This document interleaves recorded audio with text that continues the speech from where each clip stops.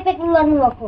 तेरो गरम छुट्टी भयो नि त, त्यही भएर घुम्न जानको लागि ब्याग प्याकिङ गरेको हो र? हजुरआमा जल्दी ब्याग प्याकिङ गरिहाल्नु। किन? मम्मी लानुभएको घुम्न जाने अरे हामी सबै।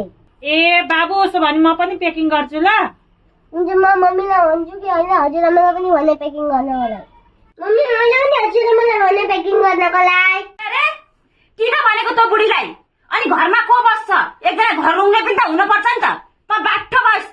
मम्मी हजुरआमा त बुढी हुन्छ, हजुरआमालाई घरमा कसरी छोड्ने? त जानी भए चुप लाएर हामीसँग हिँड, नभए त्यही बुढीसँग बस्न पनि। म हजुरआमासँगै बस्छु। भोलिपर्सि हजुर पनि बुढी हुन्छ नि, अरू मैले त्यति यस्तो गराउनु अरूलाई कस्तो लाग्छ?